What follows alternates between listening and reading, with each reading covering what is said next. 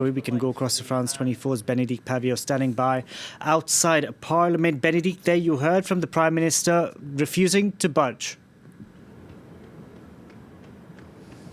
Unsurprisingly, the Prime Minister very much saying that he's taking the big decisions, referring to his record, referring to Ukraine, very much saying that it's the United Kingdom that is really getting the West to move on this very tense situation that exists between Ukraine and Russia. But the leader of the opposition, unsurprisingly as well, saying, will you resign now? And Boris Johnson clearly saying that the opposition want him out of the way. And very much he's fighting for his job. All of this as we await the highly expected report by top civil servant Sue Gray that is expected imminently, possibly as soon as this afternoon. We don't know if that is when then the Prime Minister would come back to the House of Commons and make a statement. That is what he has said that he would do. But the thing to watch out for when that report of Sue Gray actually becomes published, and that's an internal inquiry, has to be said, as she's a top civil servant, is will it be the full report? And that question that Keir Starmer asked the Prime Minister wasn't directly answered. And lines like Boris Johnson saying he's a lawyer, not a leader. Interesting for Boris Johnson fighting for his job as leader of the Conservative Party, leader of the United Kingdom, Prime Minister of the United Kingdom, to Keir Starmer, who is way ahead in the polls and has been consistently by about 12 or 13 points when polls show us that actually two-thirds of the population no longer trust this Prime Minister. So, Bénédicte, when we have Sue Gray's report out, what are we going to get? Are we going to get that report in full? Because, as you said, the Prime Minister didn't divulge whether he will release a report in full or not. Well, I think I'd like to hear the exact words again. I was listening, like you, to it live. But I think he said, I will do what I said I would do. Well, he said he would publish it in full. But I note that he didn't actually repeat Keir Starmer's words and say, we will publish it in full. And what we've been hearing is that some of it might be redacted. It is in the Prime Minister's will, and it is his gift to either publish it in full or not. And some of the reasons why some of it might not be published, we're told, is for security reasons.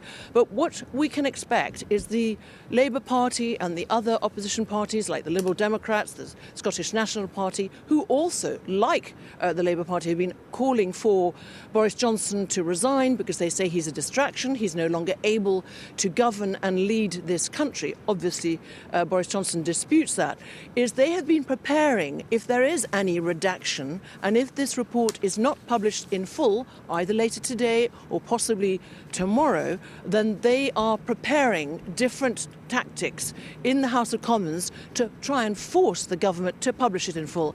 I think the other interesting line from Keir Starmer was this line about the damage. The damage that Keir Starmer says is being done by the Prime Minister to the image of the United Kingdom. This is a line that he has used before, and also when he says that the longer that the Cabinet, let alone other Tory MPs, actually go along and support this Prime Minister, that they are, the word was, complicit. So high tensions, and the Speaker of the House of Commons, Lindsay Hall, having to interrupt, whether it was the Leader of the Opposition or the Prime Minister, because the tensions are so high for the Prime Minister to keep his job, for him to come out fighting. I mean, he's fighting indeed, because when Boris Johnson spoke, he really went through his record there, said he's delivered on Brexit. He got all the tough calls right, apparently, with referring to COVID. He also mentioned Ukraine. And as you touched on this point earlier, Bénédicte, where he's trying to sort of change the narrative, if you will, to change Britain's standing on the global stage, saying, look, we are front and center when it comes to this crisis. Indeed, and what was really interesting also yesterday in the House of Commons is that it is in the gift of the opposition parties to ask for an urgent question. And the Deputy Leader, Angela Rayner, the Deputy Leader of the Labour Party, was granted an urgent question yesterday at about 12:30 p.m. And for 50 minutes, the House of Commons MPs discussed this police investigation that was announced. To have a Prime Minister that is actually the subject of a police inquiry. I think the last time that happened was under Tony Blair, and that was about cash for questions.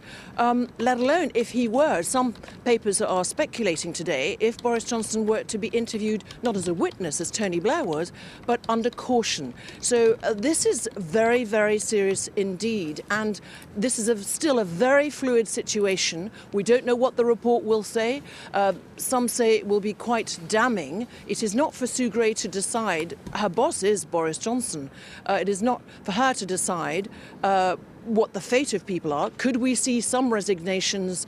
And there are photos, WhatsApp messages apparently, that Sue Gray has seen, and she clearly thought that there were enough breaches of COVID regulations that merited a police investigation, and the police have now agreed to open this inquiry. So quite unprecedented times. Yes, a Prime Minister fighting for his job, saying he's getting on with the job, and you're absolutely right, trying to change the narrative. Because after that urgent question yesterday, where they discussed the fate of the Prime Minister and this police investigation and partygate, then the Prime Minister came and made a statement to the House about Ukraine. So I think that's very much what he's going to continue to do, that and the crisis over the cost of living.